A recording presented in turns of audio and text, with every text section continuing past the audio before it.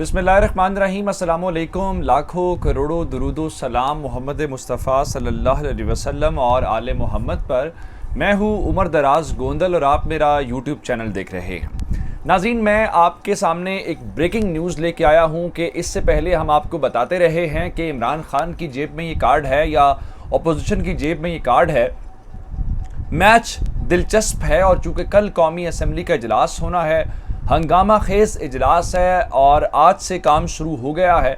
और इस सिलसिले में अगर आपको ये बताया जाए कि हुकूमत और अपोजिशन के दरमियान एक दरमियानी रास्ता निकल आया है, एक ऐसा दरमियानी रास्ता जो इमरान खान की फेवर करेगा और शहबाज शरीफ का रास्ता बंद करेगा, और इमरान खान शायद उसके ऊपर तैयार भी हो जाएं क्योंकि वो शहबाज शरीफ को किसी तौर पे वज़ीर आज़म नहीं बनने देंगे।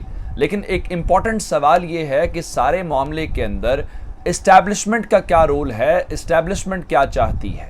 फिर आगे चल के आपको बताऊंगा कि किस तरीके से आज शेख रशीद ने ये तस्दीक की है। फिर इमरान खान का जो वीडियो पैगाम है वो इस सिलसिले में किस हवाले से वो कितने कॉन्फिडेंट हैं और क्या वाक़तन वो जो कह रहे हैं वो करके दिखाएंगे। ये सारी बातें तो मैं आपको बताऊंगा। मैं आपको सुप्रीम कोर्ट के हवाले से ज़रूर बताना चाहता हूं कि आज जो सुप्रीम कोर्ट की कई घंटे समाअत हुई है, उसके बाद इस समाअत से जो रिमार्क्स आए हैं, जो डिबेट वहां पे हो रही है, वो बहुत बुनियादी है और हुकूमत के लिए ये बहुत सूदमंद है। क्योंकि बात ये नहीं है कि वो कोई वोटिंग का मसला है, कौम की अखलाकियात का मसला है।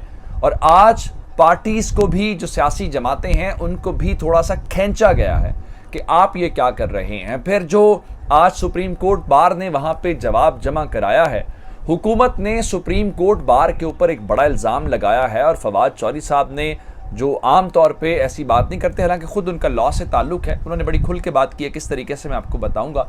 लेकिन अगर आपने अभी तक चैनल सब्सक्राइब नहीं किया और आप चाहते हैं कि आपको मुस्तनद और बरवक्त खबरें मिलती रहें, तो हमारा चैनल सब्सक्राइब कर लीजिए, बेल आइकन के ऊपर क्लिक कर लीजिए ताकि हमारी आइंदा आने वाली वीडियोज़ बर वक्त आप तक पहुँच सके। जनाब, दोनों तरफ से इस वक्त इस मैच को जल्दी से जल्दी ख़त्म करने की कोशिश है, लेकिन हुकूमत को इतनी ज़्यादा जल्दी नहीं है।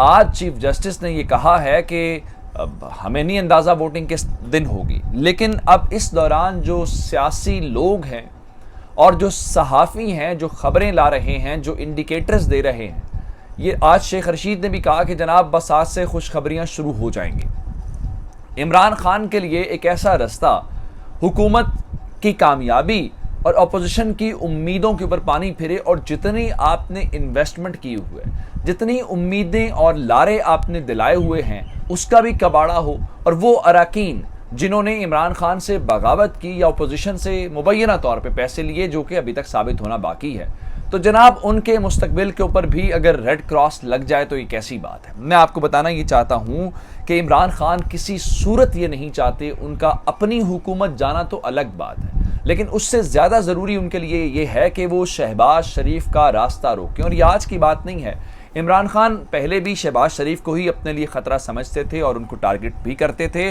और इसी वजह से कहते थे शहबाज शरीफ जब भी कौमी असम्बली के अंदर जो तकरीर करते हैं तो तकरीर नहीं होती, वो जॉब एप्लीकेशन होती है। इस वक्त सब ये अंदाज़े लगा रहे हैं कि इमरान खान 27 मार्च को क्या मास्टर स्ट्रोक खेलेंगे। क्या वो जो मैंने आपको खबर दी, जो मोहम्मद मालिक साहब का दावा था कि इमरान खान जनरल बाजवा को डी नोटिफाई कर सकते हैं, क्या ये बात है? दूसरी बात कि क्या इमरान खान वाक़तन 27 मार्च को अपने इस्तीफ़े का ऐलान कर सकते हैं, ये बात भी है। तीसरे नंबर के ऊपर क्या तहरीक इंसाफ के अरकान असम्बली जो हैं वो कौमी असम्बली से, खैबर पख्तूनख्वा असम्बली से, पंजाब की असम्बली से इस्तीफ़े दे सकते हैं, ये भी एक ख़बर है। फिर सबसे बड़ी बात यह है कि क्या इमरान खान ये ऐलान कर सकते हैं कि वो मुल्क में जल्दी इंतखाबात करवाने वाले हैं, या इंतखाबात हों तो वो उसके लिए तैयार हैं। ये वो सब अंदाज़े हैं जो लोग इस वक्त लगा रहे हैं। लेकिन दो बातें मैं आपके सामने रखना चाहता हूँ जिससे आप अंदाज़ा लगा लेंगे कि इस वक्त इस्लामाबाद के अंदर चल क्या रहा है और वहाँ पे बातें हो क्या रही हैं। सबसे पहले कामरान खान साहब ने बात की जिसमें उन्होंने कहा कि जनरल बाजवा इस पूरे रोल के अंदर बड़े इंपॉर्टेंट हैं और वो रोल प्ले कर रहे हैं। उसके बाद शेख रशीद ने आज एक लाइन बोली है और उस लाइन ने पूरे के पूरे मामले को क्लियर कर दिया। वो लाइन क्या है? वो लाइन ये है कि मुल्क में इंतखाबात जल्दी हो सकते हैं। अब इंतखाबात जल्दी होने का मकसद क्या है? आपको 2 से 3 बातें समझनी है पहली बात यह है कि अपोजिशन की जमातें जो एक जमात नहीं है, मुख्तलिफ सियासी जमातों ने इन्वेस्टमेंट की है, ख्वाब देखे हैं, लोगों को उम्मीदें लारे लगा के अपने साथ किया है। इसका मतलब ये है कि अगर हुकूमत ना मिली तो इनका इत्तेहाद भी टूट जाएगा और ये जो लोग इनके साथ हैं वो भी साथ छोड़ जाएंगे, क्योंकि आपने नवाजना तो वैसे है। तो दूसरे नंबर के ऊपर वो लोग हुकूमत के हैं जो इस वक्त मुबैना तौर पे उनसे अलग होकर अपोजिशन के साथ चले गए हैं। अगर जनरल इलेक्शन होता है तो तहरीक इंसाफ भी उनको टिकट नहीं देगी, और उसके बाद जो बाकी जमातें हैं, जाहिर बात है उनको गवर्नमेंट ही नहीं मिली, उनको उनकी ज़रूरत ही नहीं पड़ी, तो वो तो इमरान खान ने हुकूमत वैसे ही ख़त्म कर दी, वो इलेक्शन की तरफ चले गए। और फिर सबसे बात यह है कि इसमें सारा जो क्रिटिकल केस है वो शहबाज शरीफ की उम्मीदों पर पानी फिरना है। एक वजह, आज शेख रशीद ने कहा है कि अपोजिशन के लोग हमारे पास हैं, वो इनको वोट नहीं करेंगे। और मैं आपको पहले भी इंडिकेटर दे चुका हूं कि बहुत सारी बातें हम सुन चुके हैं कि अपोजिशन के पास भी कुछ लोग हैं। मैंने आपको निसार साहब वाली मिसाल भी दी थी। लेकिन एक और बात है, शहबाज शरीफ को सिर्फ इमरान खान से ख़तरा नहीं है, बल्कि नून लीग के अंदर भी एक हल्का है जो किसी तौर पर नहीं चाहता कि शहबाज शरीफ साहब वज़ीर आज़म बने। वो कौन सा हल्का है? वो हल्का है जो नवाज शरीफ के करीबी लोग हैं या जो मरियम साहिबा वाले लोग हैं। अब आप कहेंगे वो तो एक ही है, बिल्कुल ऐसा ही होगा। उसकी वजह यह है कि अगर शहबाज शरीफ वज़ीर आज़म बन जाते हैं तो मरियम साहिबा मुस्तकबिल करीब के अंदर तो कम अज़ कम जो है वो वज़ीर आज़म बनती हुई नज़र नहीं आई, उनका रास्ता साफ हो जाएगा। इसलिए उस रास्ते को खुला रखने के लिए ज़रूरी है कि शहबाज शरीफ का रास्ता रोका जाए। तो इस हाउस ऑफ कार्ड्स के अंदर कोई पता नहीं चलेगा कौन किसके खिलाफ खेलेगा। तो फिलहाल ये चीज़ें हैं जो मुबैना तौर पे जनरल इलेक्शन दरमियानी रास्ता है, और इस वक्त इस्टेब्लिशमेंट शायद मुज़ाकरात भी करवा रही है, कोई रोल भी प्ले कर रही है जिसको आपको पब्लिकली नज़र नहीं आ रहा, या शायद इस्टेब्लिशमेंट खुद ही दोनों तरफ पैगाम रसानी करके कोई मसले का हल निकालना चाहती है। चौधरी बरादरान आज लाहौर से इस्लामाबाद रवाना हो गए हैं। उसकी वजह यह है कि कल से इस्लामाबाद के अंदर कौमी असम्बली का इजलास है। जाहिर बात है कि हंगामा खेज इजलास होगा, अपोजिशन अपने घोड़े वहाँ पे दौड़ाएगी, अपना जोर दिखाने की कोशिश करेगी, गवर्नमेंट अपना दिखाएगी। कल ये भी देखना है कि वो अरकान असम्बली आते हैं मुनहरिफ के नहीं आते, उस पर गवर्नमेंट का क्या रद्द-ए-अमल होगा, कल माहौल कैसा होगा, ये सारी बातें इंपॉर्टेंट है। लेकिन आज हुकूमती वज़रा का कहना यह है कि ये जो हम बात कर रहे हैं ना कि सरप्राइज 27 मार्च वाला, उसमें एक बात है जो हमारे इत्तेहादी हैं उनकी हिमायत के हवाले से भी हो सकता है। दूसरी जानिब इमरान खान ने आज वीडियो पैगाम भी जारी किया है। वो वीडियो पैगाम जी 27 मार्च के जलसे के हवाले से है। अमर बिल मारूफ व नही अनिल मुनकर की जो बात है उस हवाले से उन्होंने बात की है कि बुराई को रोको और अच्छाई का साथ दो। तो उन्होंने कहा मैं ये चाहता हूँ कि तारीख साज ये होना चाहिए इज्तिमा, और एक पैगाम जाना चाहिए। लेकिन आज इन सब के लिए जो असल पैगाम है वो तो सुप्रीम कोर्ट से है। तो हमारे दोस्त कह रहे थे कि सुप्रीम कोर्ट की समाअत पाकिस्तान की मुस्तकबिल की सियासत के हवाले से बहुत इंपॉर्टेंट है और वो डायरेक्शन तय करेगी, और ये बात दुरुस्ती। मैं आपके सामने आज के रिमार्क्स के हवाले से चंद रखना चाहता हूँ कि गवर्नमेंट डिबेट चाहती थी अखलाकियात के ऊपर। गवर्नमेंट की डिबेट चाहती थी कि इस हवाले से कि ये फैसला होना चाहिए, ये मुल्क के मुस्तकबिल के लिए ठीक है। इमरान खान की हुकूमत जाना मैटर नहीं करता, लेकिन इस मुल्क के अंदर कुछ चल नहीं पाएगा और लोगों के लिए कोई चीज़ अच्छी या बुरी होगी नहीं, वो बस अपनी मर्जी से हाँकते हुए चले जाएंगे।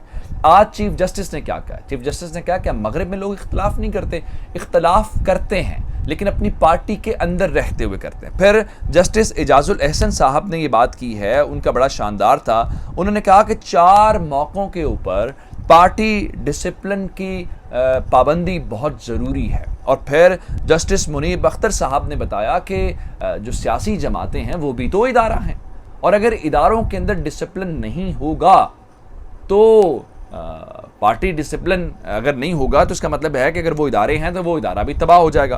फिर इससे इंपॉर्टेंट बात यह है कि जस्टिस जमाल खान मंदोखेल ने आज ये पूछा कि क्या 63A में नाअहली का जिक्र है, जिस पे अटॉर्नी जनरल ने कहा कि जनाब बिल्कुल इसकी हेडिंग ही नाअहली के मुतालिक है। जिस पे आज 63A वाली जो डिबेट है वो होती रही, और एक मौके के ऊपर ये हुआ कि कहा यह गया अदालत के अंदर कि पार्टी सरबराह को ये इख्तियारात इतने ज़्यादा नहीं दिए जाने चाहिए।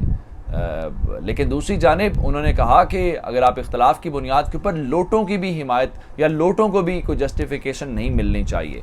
अब मामला इस वक्त जो है वो आज केस की समाअत मुलतवी हो गई है, अब कल तक है। कल 1:30 बजे दोबारा से केस की समाअत होगी। अदालत के अंदर बुनियादी जो सवाल है वो इस वक्त जो उनकी आज सुप्रीम कोर्ट ने एक बात तो ये है कि वोट काउंट होगा, वोट से आप रोक नहीं सकते।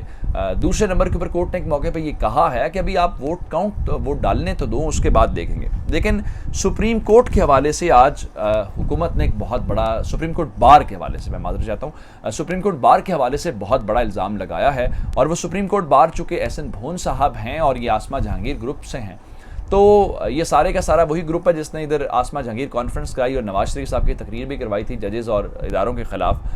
अब इस सारे मामले के दौरान आज जो फवाद चौधरी साहब गवर्नमेंट के तर्जुमान हैं, फेडरल मिनिस्टर हैं, उन्होंने ये कहा है कि सुप्रीम कोर्ट बार का जो तर्ज अमल है वो एक इंडिपेंडेंट बॉडी का नहीं है, बल्कि वो एक नून लीग की ज़ैली तंजीम का है। आपने देखा कि अभी भी जहाँ पे ये दरख्वास्त है वो सुप्रीम कोर्ट बार पे लेके गई है, फिर जो नाअहली का मामला था उसके ऊपर भी सुप्रीम कोर्ट बार गई थी। तो लोग सवाल तो उठा रहे हैं, बहुत सारे वकला, चूँकि मेरा खुद कानून से ताल्लुक़ है तो बहुत सारे वकला जो हैं वो भी सवाल उठा रहे हैं कि क्या सुप्रीम कोर्ट बार का रोल यही होना चाहिए जो इस वक्त है। मज़ीद डिटेल्स लेकर आपकी खिदमत में हाजिर होंगे। इजाज़त दीजिएगा, चैनल सब्सक्राइब कीजिएगा। आपकी समातों का बहुत शुक्रिया। खुदा हाफ़िज़।